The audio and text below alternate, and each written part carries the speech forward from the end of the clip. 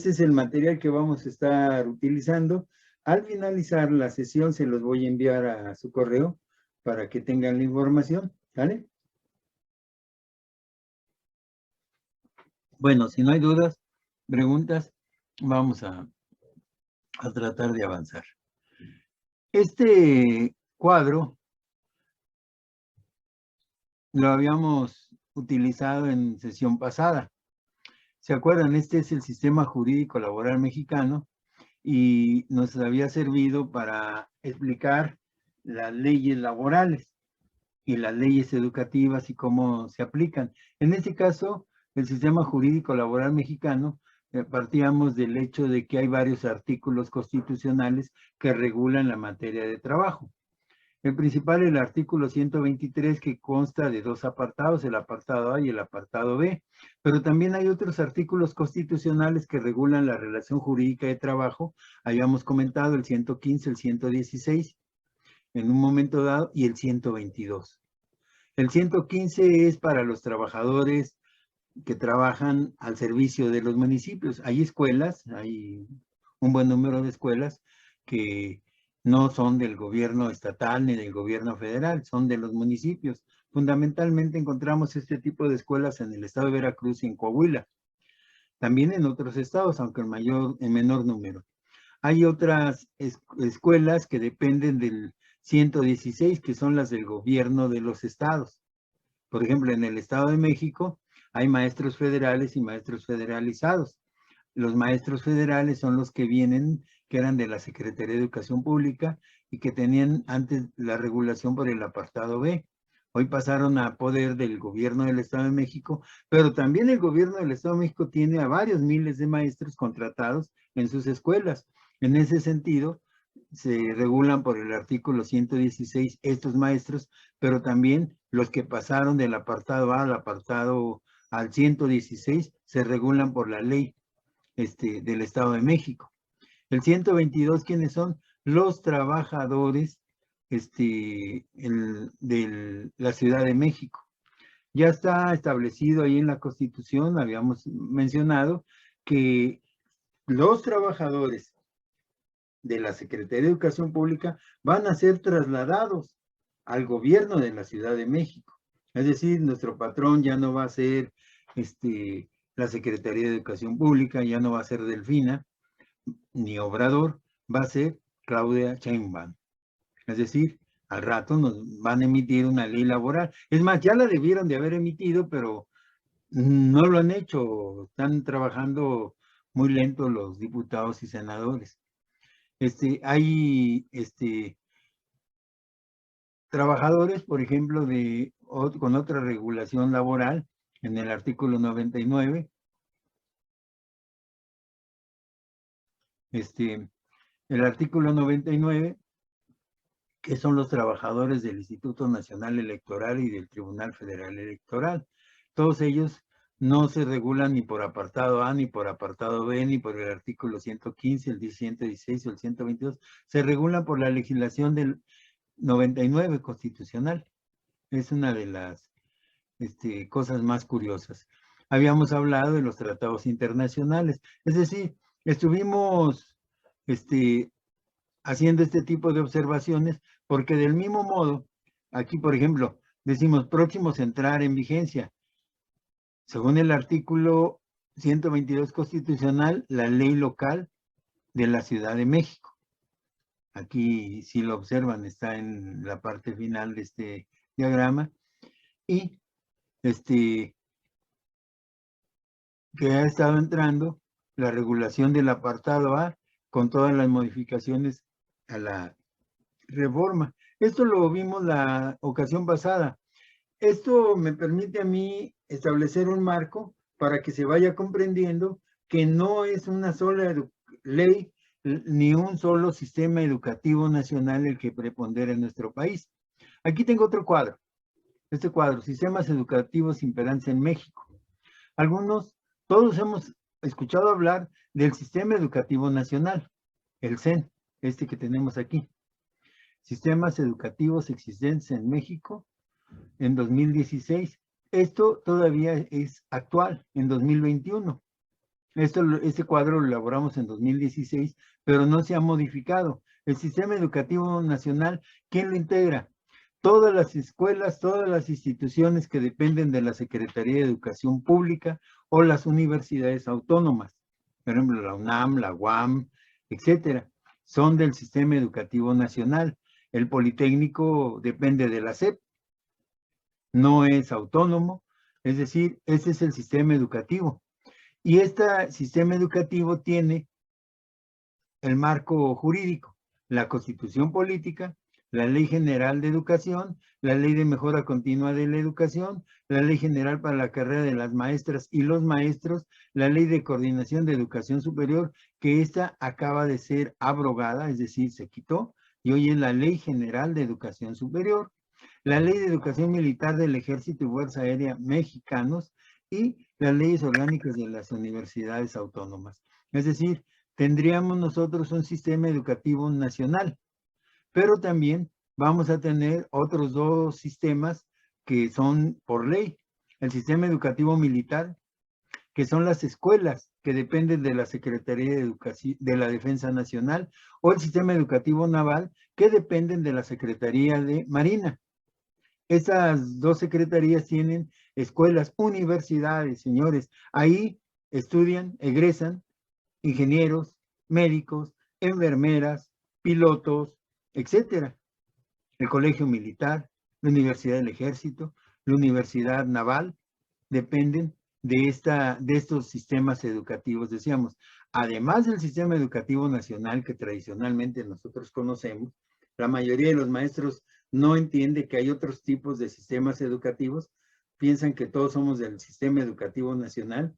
Vean los documentos, vean muchas investigaciones que realizan diferentes investigadores y nada más se refieren al sistema educativo nacional, pero omiten estos dos sistemas que en realidad sí existen. ¿Y saben qué? Egresan gente muy competente. Ahorita, por ejemplo, es muy usual ver o escuchar en las noticias que la refinería de Dos Bocas está participando mucho los ingenieros militares, o en el aeropuerto aquí de el nuevo que se está creando en Santa Lucía, los ingenieros militares, etcétera. Ellos no han egresado ni del Poli, ni del UNAM, ni de ninguna universidad. Egresaron de las escuelas del Ejército, de la Marina. También hay otro sistema educativo que no debemos dejar de ver, el sistema educativo religioso. Hay una universidad que depende de la Iglesia Católica de Roma.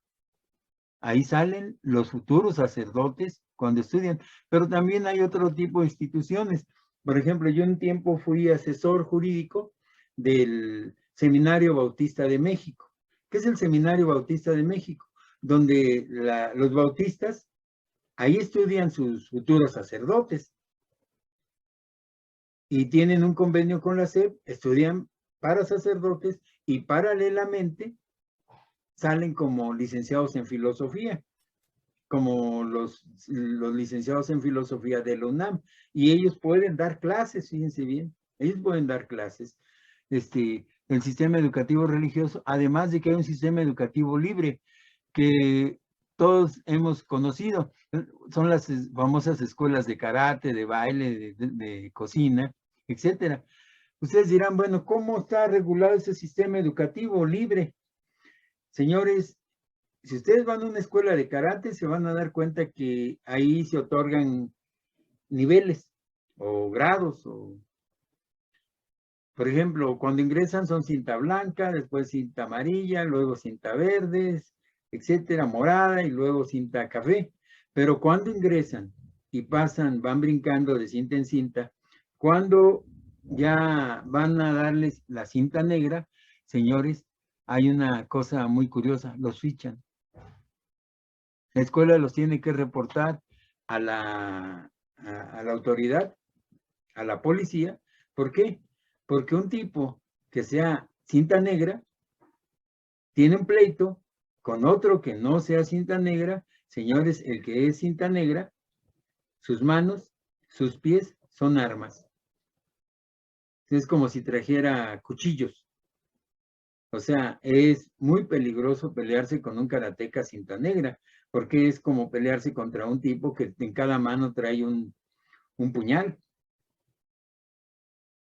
O sea, si hay un reconocimiento, cuando ustedes ven las cuestiones de gastronomía, antes no eran reguladas, hoy ya empiezan a estar siendo reguladas por diferentes instituciones, pero las escuelas de gastronomía antes eran así, operaban a la libre en este sistema educativo libre. Es decir, queremos señalar que hay diferentes sistemas educativos y en cada sistema educativo hay maestros. En todos ellos hay maestros que trabajan en las escuelas del Ejército, de la Marina, en las universidades autónomas, en las escuelas de la SEP, en las escuelas, en las instituciones religiosas y en las escuelas libres, del sistema libre. ¿Y dónde se forman? Cuando hablamos de escuelas normales, no solo tenemos que hablar de escuelas normales, sino del sistema de formación de docentes. Y esta, si nosotros observamos, también abarcan a la UPN, Universidad Pedagógica Nacional, UPN, pero también al CAM, Centro de Actualización del Magisterio, y algunas otras instituciones. Estas son las tres grandes. Las escuelas normales, con sus diferentes categorías, desde que van de las escuelas urbanas a las escuelas rurales, a las escuelas normales superiores, etcétera, etcétera. La UPN, ya sabemos, es una universidad que depende del gobierno federal, como el Instituto Politécnico Nacional o el Centro de Actualización del Magisterio, antes que le llamaban mejoramiento profesional. Cuando hablamos, aquí es donde se forman los docentes. Además de que hay en algunas universidades se dan las licenciaturas, por ejemplo, de pedagogía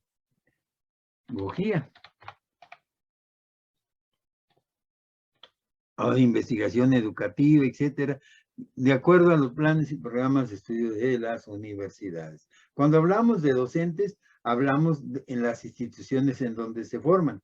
Las escuelas normales, la UPN, el CAM, las universidades, fundamentalmente cuando imparten las carreras de pedagogía. Ahí es donde estaríamos hablando de las instituciones formadoras de docentes. No sé si hasta aquí hay alguna duda, pregunta. Quise abarcar, quise ubicar, estoy tratando de ubicar, dado que el tema es escuelas normales. Escuelas normales, es el penúltimo tema. La próxima semana será el 10º tema, en donde vamos a dar el redondeo para este curso, ¿no? Les recuerdo que deben de ir preparando todo para poder acreditar, que tengan una acreditación de las 10 sesiones y que en un momento dado se les pueda garantizar la entrega de la constancia con valor curricular. Este vendría a ser el libro electrónico en donde están todas las leyes educativas. Fíjense bien, ya saben, el Pandectas, Constitución, Leyes Educativas, de un servidor. Y aquí, ¿qué es lo que tengo? El índice mapa. Este índice mapa, ¿qué es lo que encuentro? La Constitución Política y tengo las leyes educativas. Este es el índice mapa de la Constitución. Y aquí voy a encontrar las leyes educativas. La Ley General de Educación, la Ley de Mejora Continua, la Ley General para la Carrera de los Maestros y Maestras, la Ley Federal de los Trabajadores al Servicio del Estado, la Ley de Educación Militar del Ejército y Fuerza Aérea. Caramba, aquí está repetido, vamos a borrarlo. La Ley de Educación Naval y los convenios 140 y 142. Aquí estaba viendo, ay caramba, aquí algo pasó. No tengo la ley general, es la Ley General de Educación Superior. Algo pasó en algún momento, pero bueno, la Constitución puedo consultar yo en cualquier momento de manera fácil. Capítulo 2 de los mexicanos. ¿Qué quiero consultar? Del Poder Legislativo. ¿Qué quiero consultar? de las cuestiones del 123. Aquí está. ¿Se acuerdan que esta es la facilidad de los dos libros electrónicos, el Pandectas, por un lado, y el Vademecum? En este caso, tendría yo aquí todas las leyes. Quiero consultar, por ejemplo, la Ley General de Carrera de Maestros y Maestras. Aquí la tengo. ¿Sí? Y aquí, en un momento dado, yo puedo desplazarme en la ley. También puedo consultar a partir de, esto ya lo conocíamos, a partir de abrir la ventana de diálogo y ver qué es lo que yo quiero consultar. En este caso, tengo que consultar, y el tema es de las escuelas normales.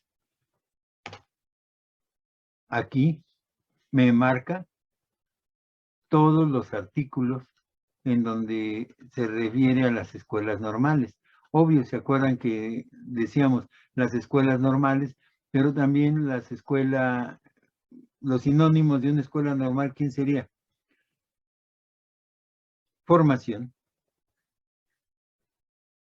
¿Sí? Y en ese sentido, yo me puedo desplazar y encontrar en este Pandectas toda la información. Esto es lo que elaboramos, es lo que hicimos.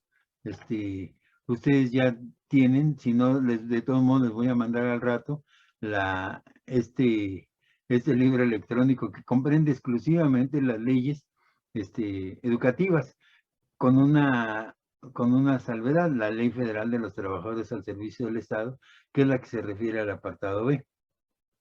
O sea, les voy a mandar este libro electrónico para que ustedes puedan hacer las consultas de manera adecuada. Yo ya lo hice en referencia al tema de normales, y esto es lo que encontré. Purgué todas las leyes educativas, la Constitución y todas las leyes educativas, y puedo presentarles un resumen de lo que se refiere a las escuelas normales o a las instituciones formadoras de docentes como el CAM, la Universidad Pedagógica, etcétera.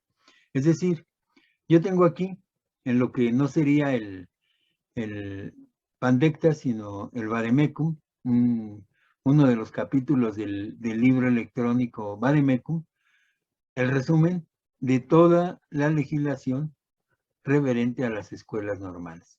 Ese documento.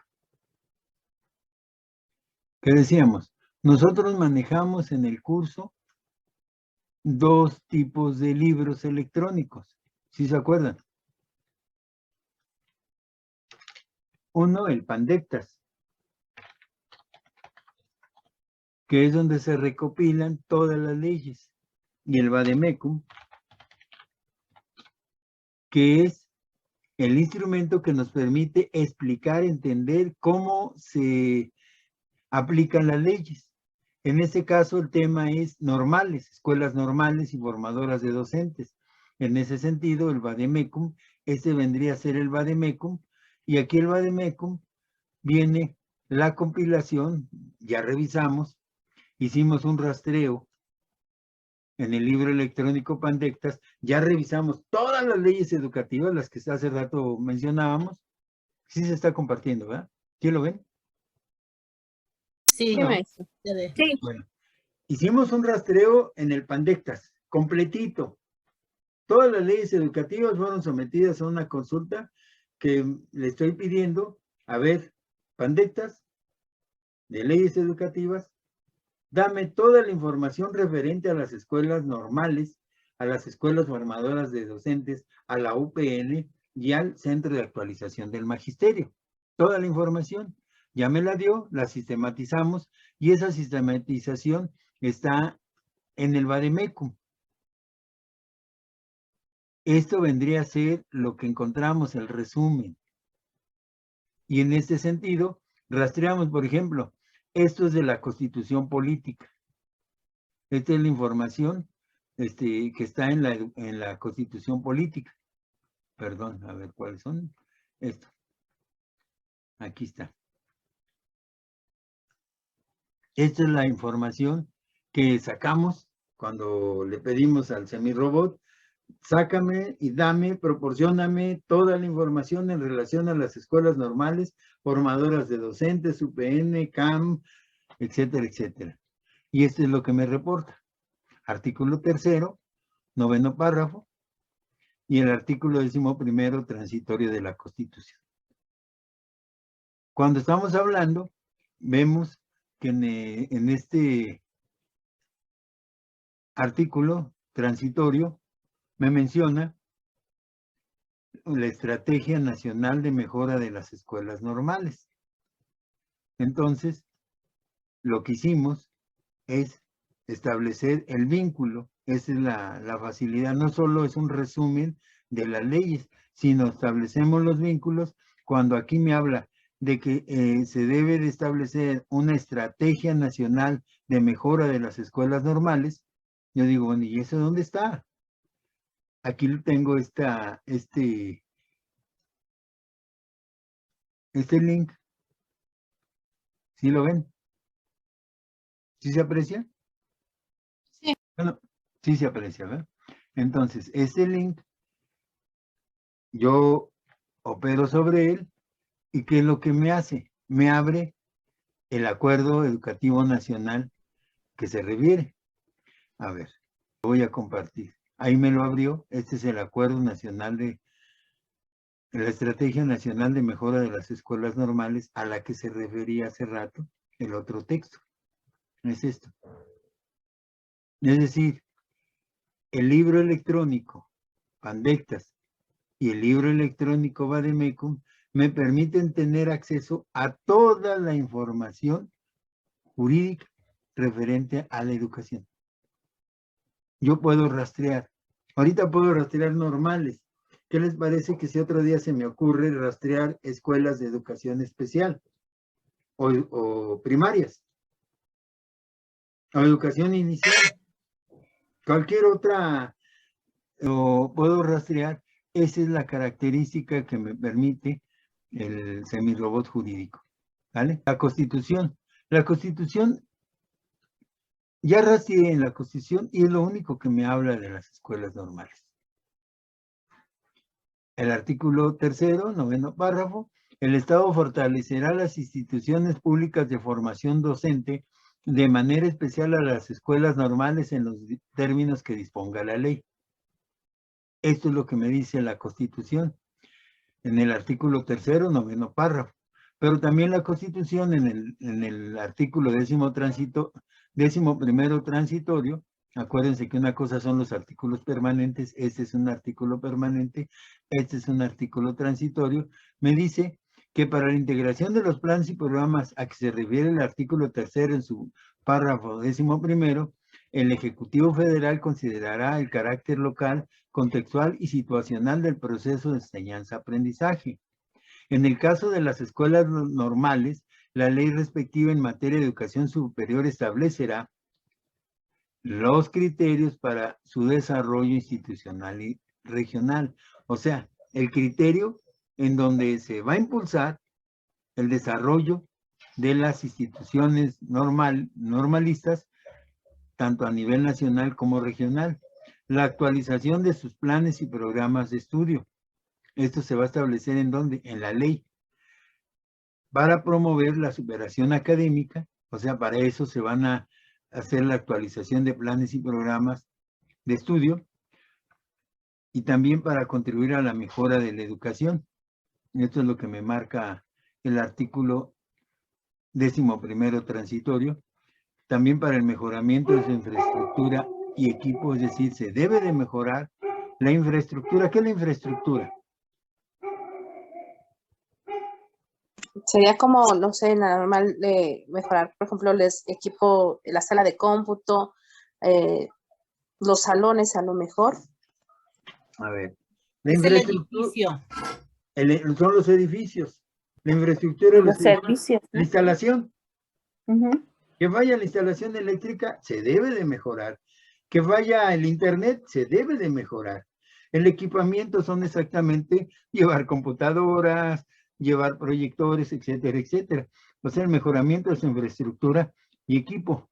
Para dar cumplimiento a lo establecido en el párrafo 9 del artículo 3, el Ejecutivo Federal, en un plazo no mayor a 180 días contados a partir de la entrada en vigor de las presentes disposiciones, es decir, cuando se reformó el artículo 3, cuando se hizo la modificación en la Constitución, que se quitaron las reformas de Peña Nieto y se pusieron las de Obrador, a partir de ahí tenían 90 días para definir una estrategia nacional de mejora de las escuelas normales.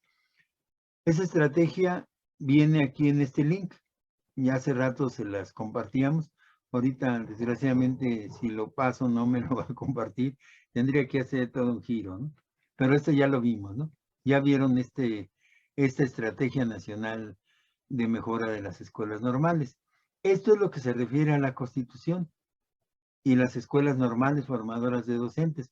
Pero hay otras leyes. Hace rato decíamos, la Ley General de Educación en el artículo 25 me va a establecer que los planes y programas de estudio de las escuelas normales deben responder tanto a la necesidad de contar con profesionales para lograr la excelencia en educación, como a las condiciones de su entorno para preparar maestros y maestras comprometidos con su comunidad. Dichos planes y programas serán revisados y evaluados para su actualización, considerando el debate académico que surja de la experiencia práctica de las maestros y maestras, así como de la visión integral e innovadora de la pedagogía y la didáctica. Además, impulsará la colaboración y vinculación entre las escuelas normales y las instituciones de educación superior para su elaboración. Hace rato señalaba que de aquí en adelante van a tratar de involucrarnos en las reformas a planes y programas de estudio. Y no porque sea un discurso del político que está al frente de la Secretaría de Educación Pública, porque así lo establece la ley. En este caso es la Ley General de Educación. ¿Sí? Van a ver que es una constante el involucramiento de los maestros en lo que, en los diferentes niveles. Por ejemplo, en este caso, planes y programas de estudio. En otro momento se habrán enterado que están pidiendo, por ejemplo, la colaboración para reformar los libros de texto, pero también para reformar los planes y programas de estudio de educación básica. Es decir, va a ser una constante la participación directa de las comunidades escolares. Esto va a ser empezar a hacer una práctica. Obvio, aquí ya no les van a estar preguntando ni a los supervisores, ni a los directores. Les van a estar preguntando directamente a los maestros.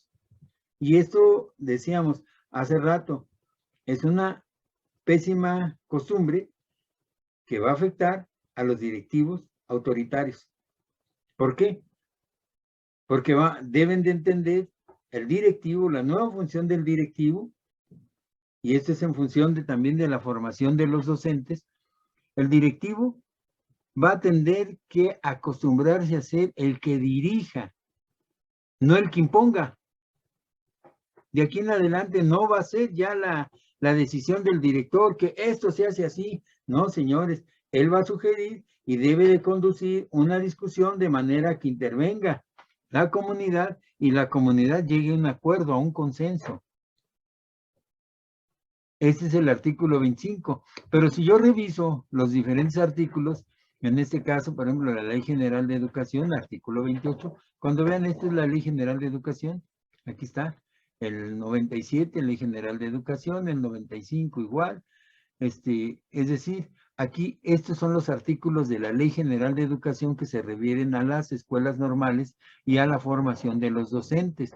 Cuando hablamos de la formación de los docentes, acuérdense, estamos acostumbrados a considerar que las escuelas normales son a nivel licenciatura. Aquí no, compañeros.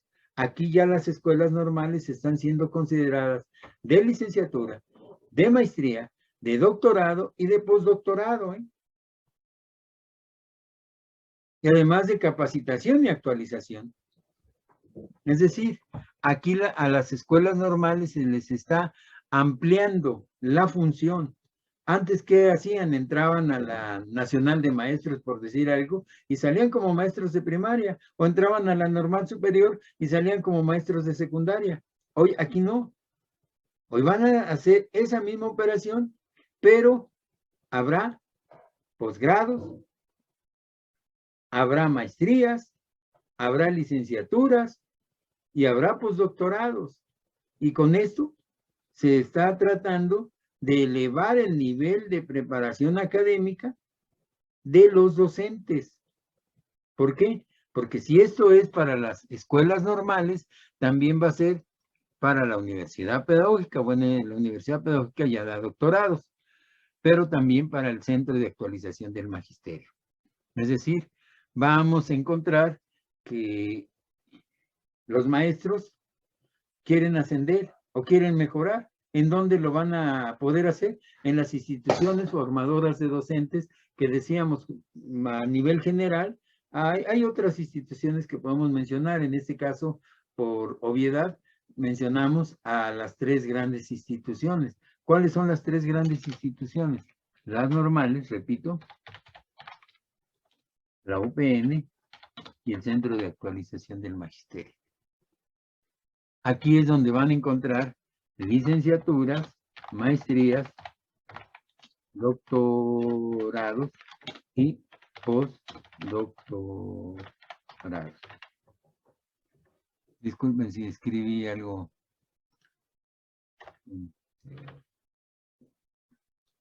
Que en la licenciatura, bueno, ya lo conocen, la maestría se supone que tiene una función. Esa no la regula la Ley General de Educación Superior. Los doctorados y los postdoctorados no son, no es que estudien años, sino que están en una estancia postdoctoral en una institución que no es la propia. Si son de la UPN, irán a una normal y establecerán contactos, trabajos conjuntos con los maestros de la escuela normal o los maestros de las normales que vayan a la UPN a una estancia postdoctoral. Esta es la característica que vamos teniendo con los nuevos planes y programas de estudio. ¿Sale? Esto, decíamos, me lo da la Ley General de Educación. Repetíamos, dichos planes y programas de estudio serán revisados y evaluados para su actualización, considerando el debate académico que surge de la experiencia práctica de los maestros y maestras. Se impulsará la colaboración y vinculación entre las escuelas normales y las instituciones de educación superior para su elaboración. De aquí en adelante, la política es: maestro, participa, participa, participa, participa. Maestro, tú en tu comunidad decide, ya los directivos son administradores. Y en un momento dado, los que conduzcan y los que aconsejen, ya no van a ser en ese sentido el director que ordena, va a ser el director que debe de proponer.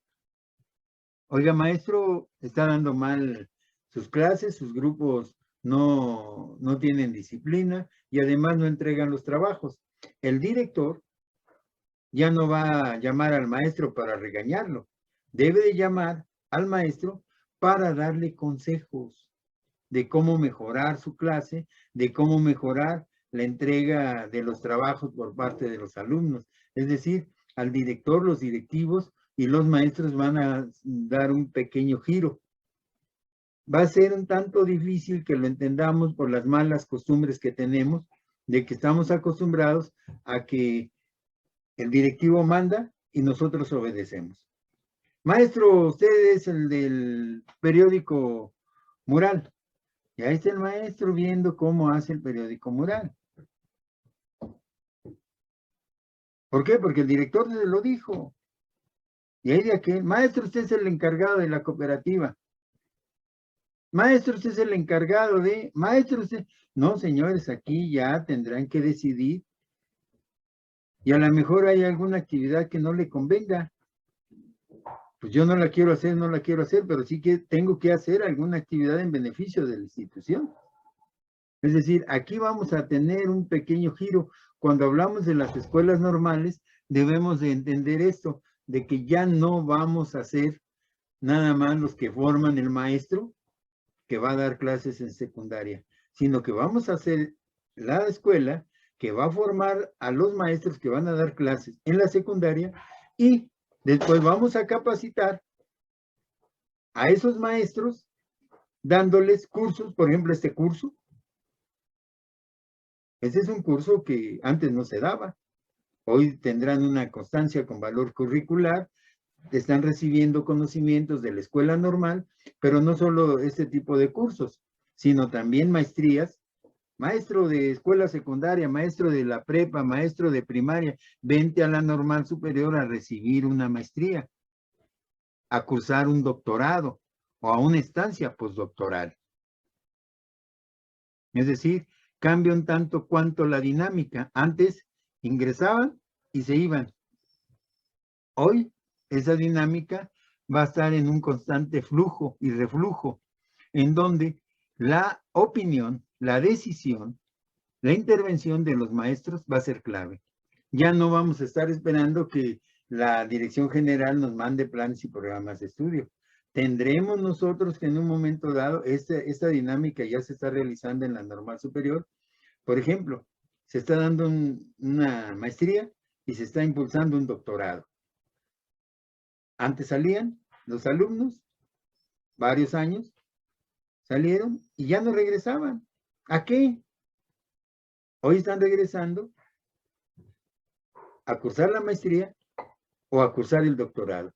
¿Y quién preparó la maestría? ¿Quién preparó el doctorado? ¿Quién preparó las materias, el temario? ¿Quién los imparte? Los maestros de la normal superior de mi escuela. Ellos se pusieron de acuerdo, los cuerpos académicos, y dijeron, bueno, para la maestría X, este sería el plan de estudios. Para el doctorado tendría que ser este el plan de estudio. Estas serían las materias. Estos serían los temas que se tratarían en cada materia. Esta sería la forma de titulación. Es decir, la normal está decidiendo un tanto cuanto. Obvio, con la supervisión de la autoridad federal.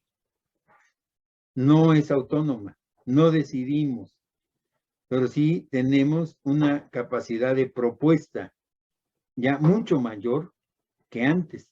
Decíamos, antes nada más ingresaban y salían y ya no regresaban. Hoy ingresan, egresan, regresan y vuelven a egresar. Es decir, se establece una dinámica en donde la participación de los docentes de las comunidades es fundamental. No sé si hay alguna duda para pasar a tratar la Ley General de Educación Superior en relación a los docentes. No, maestro, gracias. Sí, tuve la capacidad de informar. Sí me logré hacer comprender. Porque aquí la pregunta debe de cambiar. Eso de, ¿me entendieron? No. Aquí la pregunta debe ser, ¿me expliqué? Pregunto. Sí, maestro, gracias. Y profesor, gracias. Hay un cambio notorio en cuanto al concepto de educación.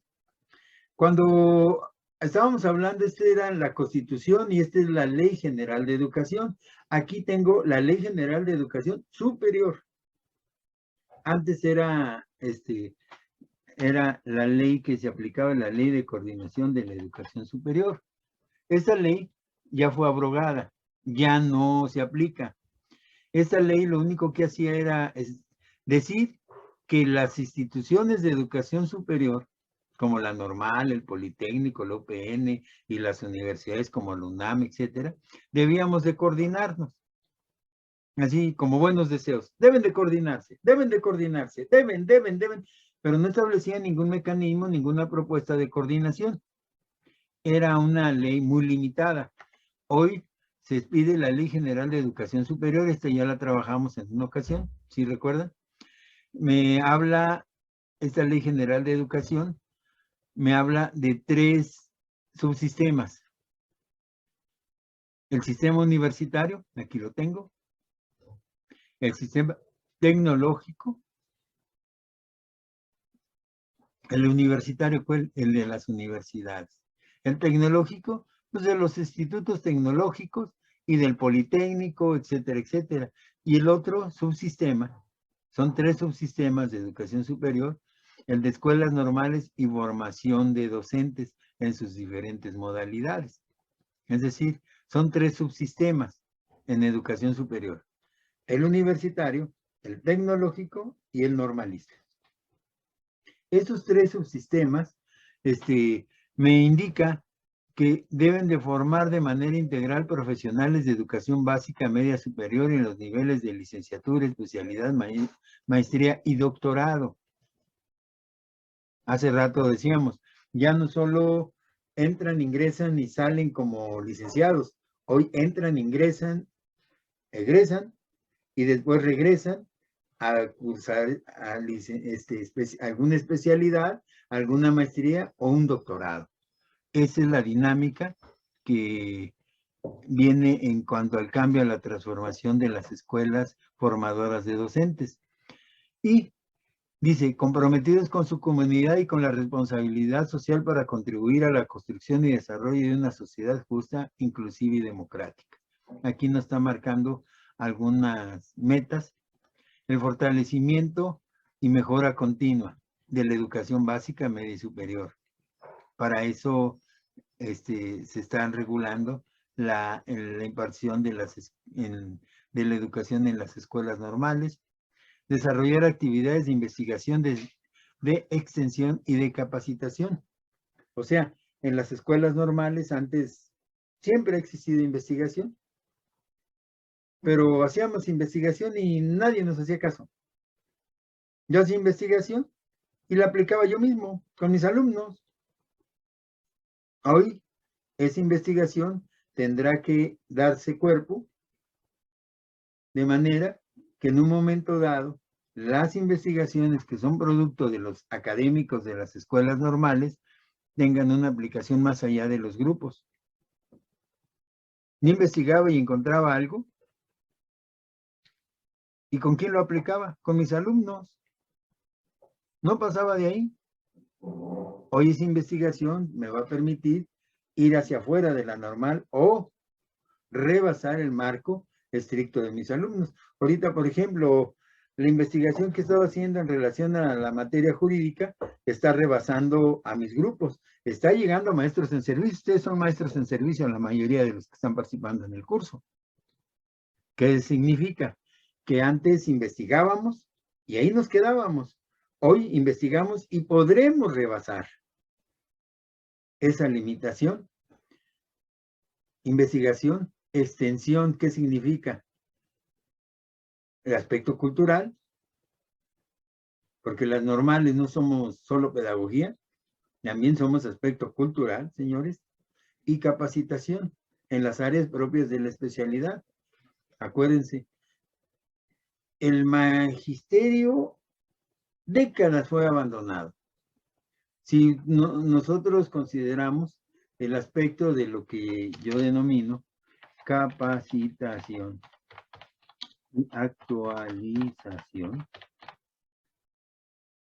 fueron totalmente abandonados.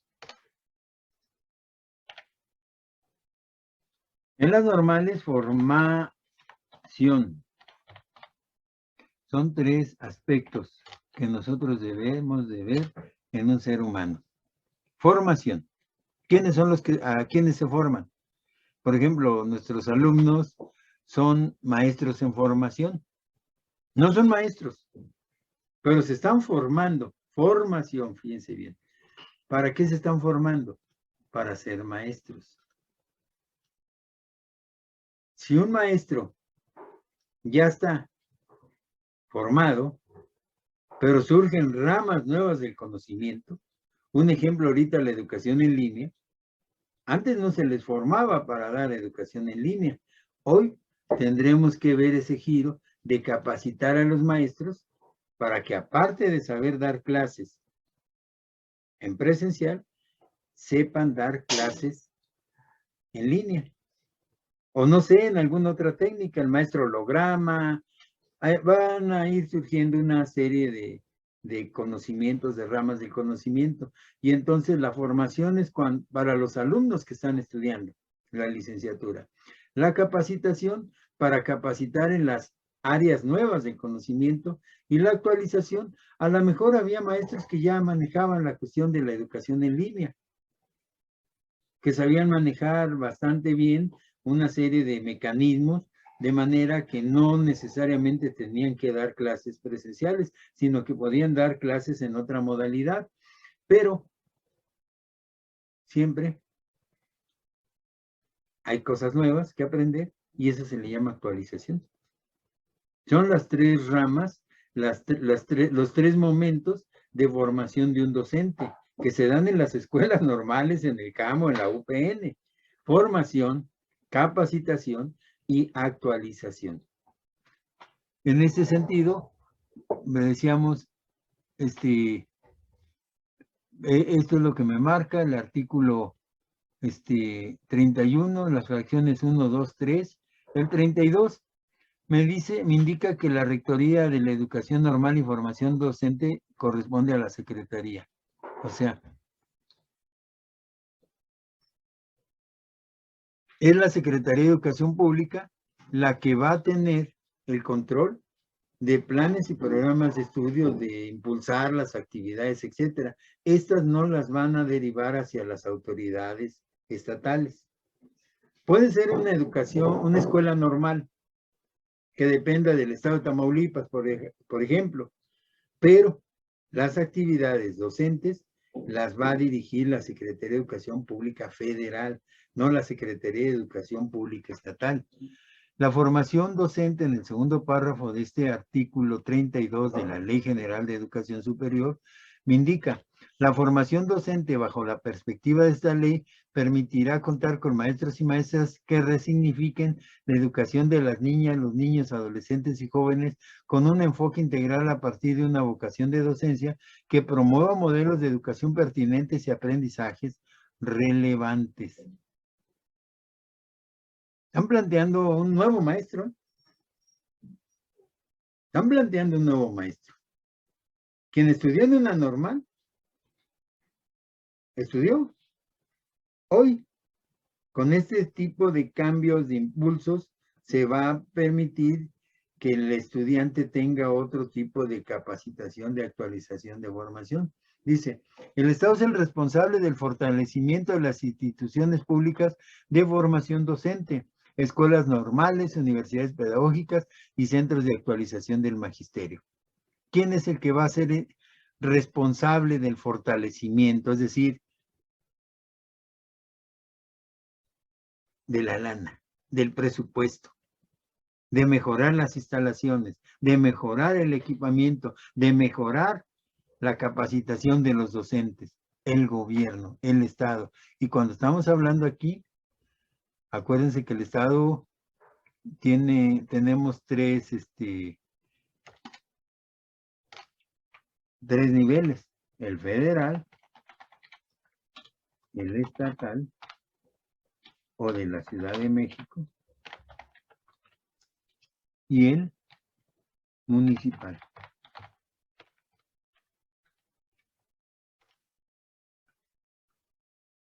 Esto es el Estado, pero generalmente cuando se utiliza la palabra Estado en las leyes, en la Constitución, se refieren al gobierno federal.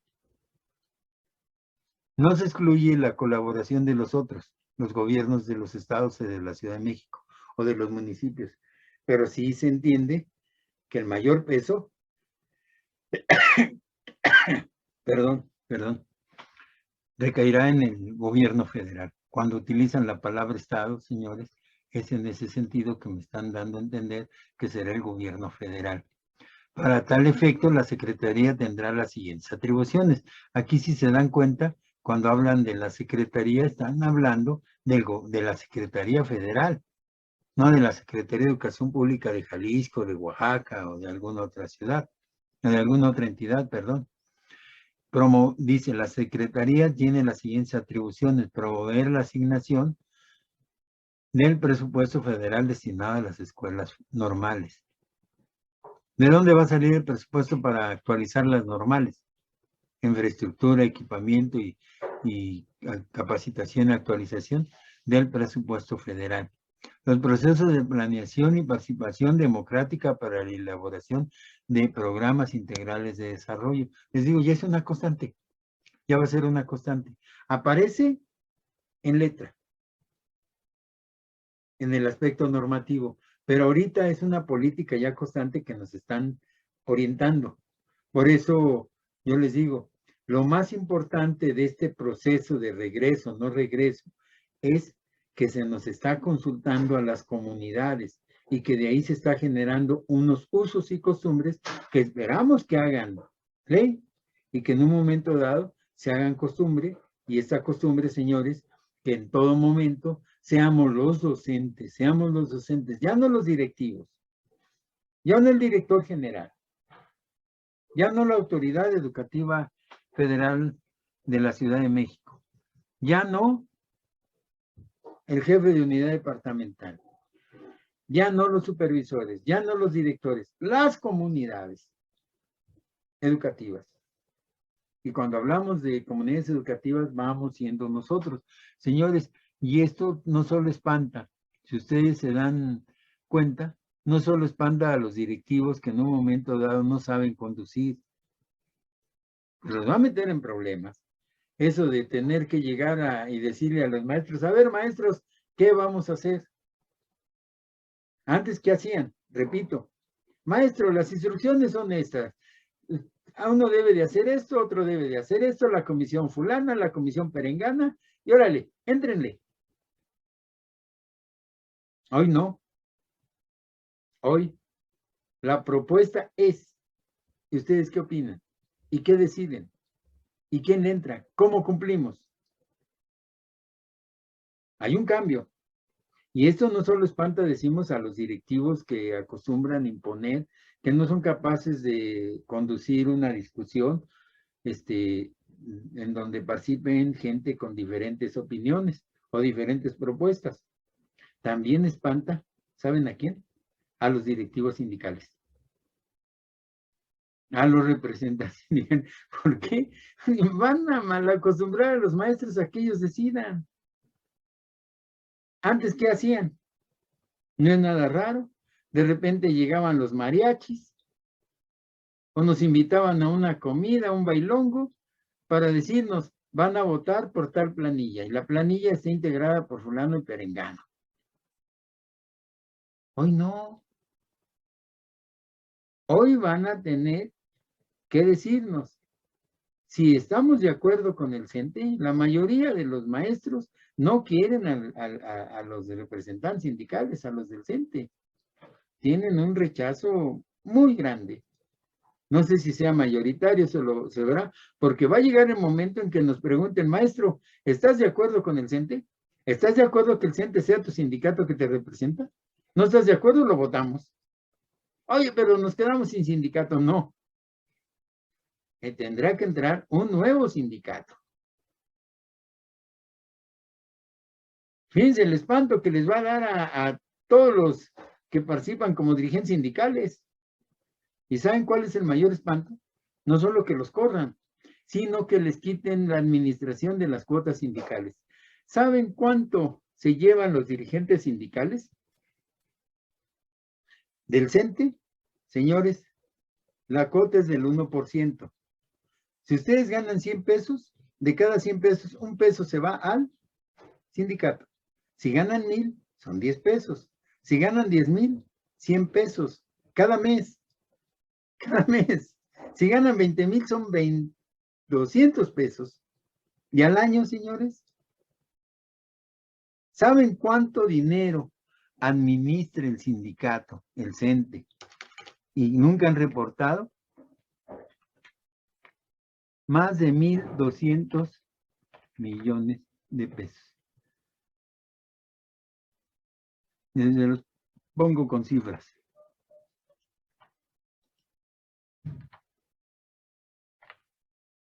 Eso es lo que recolectan. Ahorita, eso era antes. Ahorita se calcula, perdón, no, aquí está, aquí hay un error.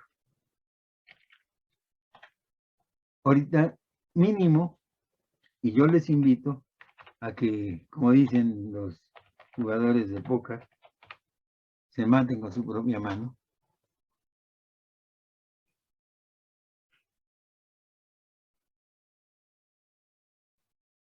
¿Cuánto ganan los maestros?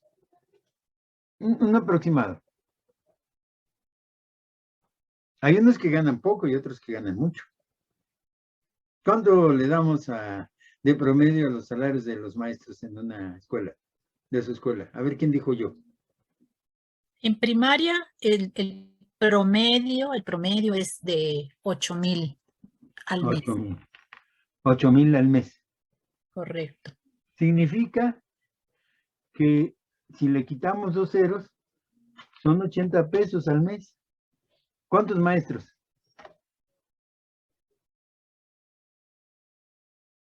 ¿Cómo cuántos maestros?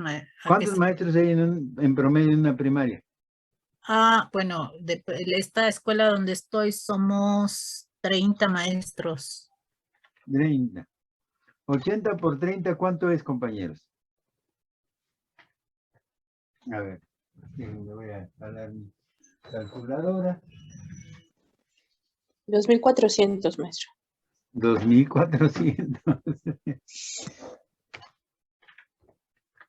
Cada mes.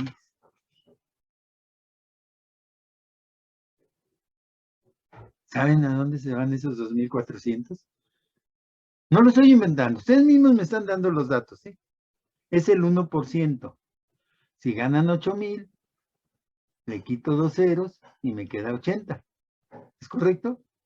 Si son 30 maestros, multiplico 80 por 30, me dice la compañera que son 2,400.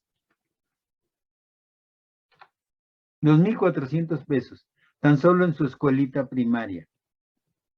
Si juntamos las escuelas de su zona, si juntamos las escuelas de la dirección, y si juntamos las escuelas de la Ciudad de México, del Estado de México, señores, es una fortuna. Imagínense que el dirigente sindical se lleve 2,400 pesos cada mes. Nomás por representar una escuelita. Las zonas generalmente integran, para formar una delegación, a 3 escuelas primarias, suponiendo que fueran 3 al mismo nivel. 2,400 por 3, ¿cuánto sería, compañeras? A ver, hagan la cuenta.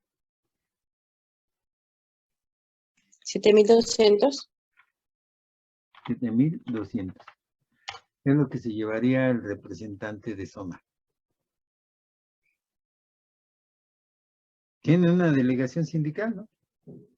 Vamos a hacer esta escuela por escuela, secundaria por secundaria. Hay escuelas más grandes, con salarios más grandes. ¿Saben quién se llevaba toda esta lana? El Bester Gordillo. Nunca rindió cuentas. El actual secretario ejecutivo nacional del CENTE se lleva más de 1,500 millones de pesos cada año. Más de 1,500 millones. Podemos hacer estas cuentas. Tengo ahí un mecanismo en donde pueden ustedes hacer las cuentas. Imagínense el promedio de los maestros. Somos más de 1,200,000 maestros. Si todos tuviéramos un salario, vamos a hacer un conteo. 1,200,000. ¿Por cuánto? Por cada maestro, ¿cuánto le dejamos? 80 pesos. Con un salario bajo. Hagan la cuenta. 1,200,000 por 80. 96 millones. Al mes. 96 millones. Y yo les aseguro que el promedio de salario de los maestros no es de 8,000. El promedio de salario, porque hay maestros que andan ganando 40,000, 30,000 pesos. Y eso lo sabemos. Estamos poniendo un salario muy bajo. Y ustedes mismos se están matando. Y esta situación de que los maestros nos acostumbremos a decidir qué hacemos y en un momento nos van a preguntar, ya sucedió en 2 plantas. En una planta de automotriz, los sindicatos estadounidenses estuvieron presionando. ¿Por qué? Porque les impusieron un sindicato de la CTM. Y los trabajadores de esa automotriz dijeron, no nos representan, son charros, se roban y nos corren cuando quieren y ellos nunca hacen nada. Qué raro. El patrón dice lo que tenemos que hacer y vamos con el sindicato y el sindicato dice, pues hay que obedecer. ¿A quién se parece? Presionaron los sindicatos de Estados Unidos y obligaron a la Secretaría del Trabajo a establecer un referéndum. Y fueron a votar obrero por obrero y la mayoría dijo, fuera el sindicato de la CTM. Ahora van a meter otro sindicato. ¿Pero por qué? Porque los sindicatos de allá de Estados Unidos y Canadá se están dando cuenta que los sindicatos de aquí no funcionan y se firmó, tal vez recordarán, nada más quiero señalarles, el TLC, ¿se acuerdan? El Tratado de Libre Comercio. Ahí hay un tratado, México, Estados Unidos, Canadá, el TEMEC, que es el que sustituyó al TLC. Este tratado tiene una virtud de que hoy no se va a permitir que el gobierno o los políticos, el PRI, el PAN, Morena, lo que sea, nos impongan sindicatos. ¿Quiénes deben decidir quiénes son los representantes de los trabajadores? Son los trabajadores mismos. Y para eso, señores, los sindicatos de allá de Estados Unidos y Canadá están, pero miren, listos. Hay un problema que se va a ver ahí Delfina y Obrador cuando tengan que decidir lo del CENTE. Muchos de ustedes, yo no voy a meterme en la cuestión sindical, ni mucho menos. Es más, yo al rato tal vez me jubile y ya no alcance a ver esto. O a lo mejor sí, porque ya no tardan, es cuestión de meses, ¿eh? Es cuestión de meses, fíjense bien.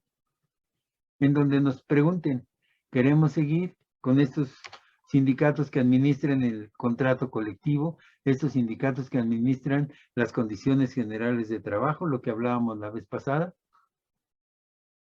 Esto es el problema de que nos están obligando a intervenir en la creación de colectivos académicos. Fíjense bien, la libertad académica, la actualización periódica de planes y programas, el posgrado y actualización permanente, obliga a la transformación de las escuelas normales. Se establece un Consejo Nacional de Autoridades Educativas de Educación Normal. Debe de haber una estrategia nacional de mejora de las escuelas normales. Hace rato ya lo mencionamos, ahí está el link en donde pueden ver esta estrategia. Fíjense bien. Aquí esto que me parece excelente. El artículo 40. En la educación básica, la admisión a una plaza docente vacante definitiva, derivado del proceso de selección previsto en esta ley, dará lugar a un nombramiento definitivo después de haber prestado el servicio docente 6 meses y un día, sin nota desfavorable en su expediente fundada y motivada. Es decir, a los 6 meses un día, señores, serán de base. Perdón, no de base, sino definitivos. Ustedes dirán, ¿y eso qué significa? Que la Secretaría de Educación Pública, ahorita hay un problema. Si ustedes consultan y voltean a sus compañeros de lado, se están peleando contra la UCICAM. La UCICAM está cometiendo muchas ilegalidades. Es más, es probable que al rato, si los maestros nos ponemos de acuerdo, pidamos que se vaya a la cárcel la directora de UCICAM. ¿Por qué? Porque está tomando atribuciones que no le corresponden. Está diciendo, hay plazas de 8 meses, hay plazas así, plazas así. ¿Cuándo? La UCICAM, por ley, tiene la obligación de transparentar las vacantes que quedan vacantes o las plazas que quedan vacantes, hacer un catálogo, publicarlo, para que los maestros que van a ingresar o los maestros que quieren promoverse o incrementar horas tengan la posibilidad de decir, bueno, ¿a qué le tiro? Hay 1000 plazas para ingreso, es decir, para los nuevos. Habrá 500 plazas para los que quieran subir de 18, 19 horas a 25. Habrá X plazas, número de horas, para los que quieran incrementar las horas. habrá X plazas para quienes quieran promoverse de docente a director, subdirector, etcétera. Pero debe de ser transparente. Y hasta ahorita, señores, la UCICAM ha brillado por la ausencia, por la incapacidad de brindar esa información. ¿Cuántas plazas, cuántas horas hay? De manera que cuando entre yo a un concurso me digan, maestro, ¿usted va a entrar al concurso? Y que yo diga, ¿cuántas plazas hay? Y me digan 0. Así les dicen. 0 horas, 0 plazas, y aún así miles se incorporan a esos procesos, y después nos están diciendo, ¿sabes qué? Hay una plaza, tu maestro que vives en la Gustavo Madero, hay una plaza en Xochimilco. Nos deben de ser suficientemente la transparencia para decirnos cuántas horas y dónde está la plaza, en qué lugar, porque si no, me gané la plaza, y como ellos tienen los datos de que yo vivo en la Gustavo Madero, me van a querer dar una en Xochimilco, allá en Milpalta. Y yo voy a decir, pues no, no me conviene, no la quiero. ¿Y saben qué hacen con esas plazas? Las venden.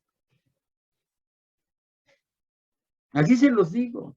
Yo fui secretario de Trabajo y Conflictos de la sección 10 y sé cómo operan los burócratas y los dirigentes sindicales. Los burócratas de la SEP son expertos en obligar a los maestros a decir, no, no acepto, no quiero, para que les dejen la plaza y al ratito, señores, esa misma plaza ya se la están vendiendo a otro. O los del sindicato digan, bueno, pues una plaza y una plaza. Así si el maestro va y se queja con el sindicato de que no le dieron la plaza que le correspondía, el sindicato le dice, no, es que no se puede hacer nada. No, es que no quieren que se haga nada. ¿Por qué? Porque saben que de 2, 3, 4 plazas, a ellos mínimo les va a tocar una. Y esa plaza se la van a dar a sus recomendados, a sus cuates, o la van a vender.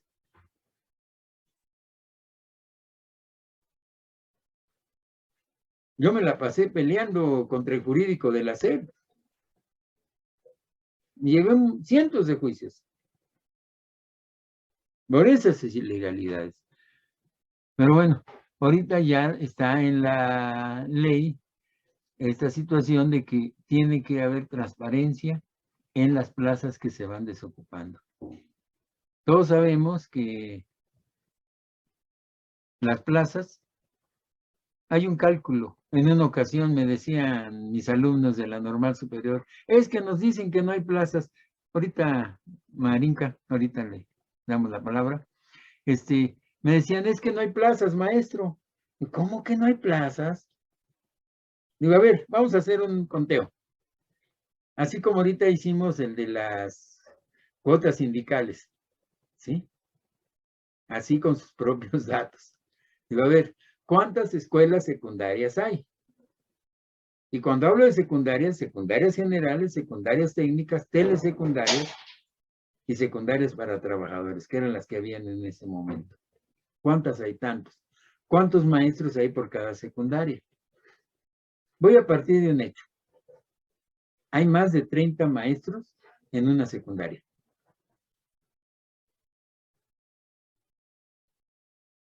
Suponiendo, un maestro ingresó y lleva, ¿a los cuántos años se jubila? A los 30, en ese momento. Se jubilaba a los 30. Imagínense en una secundaria, mínimo, si hay 30 maestros, mínimo uno de ellos se jubila. Esa plaza queda libre. ¿Cuántas secundarias hay? Más de 500 más. ¿Cuántos egresados hay? Menos de 500. Antes establecíamos la cuota por especialidad, señores. Sobraban plazas. Y aún así, la Dirección General tiene la desfachatez de decirles, es que no hay plaza. Se hacen pendejos, se roban las plazas, las ocultan. Un día, pónganse a hacer, así como lo hicimos con las cuotas sindicales, podemos hacer un sondeo de cuántos maestros, cuántos secundarios hay, cuántos maestros, y ¿saben qué?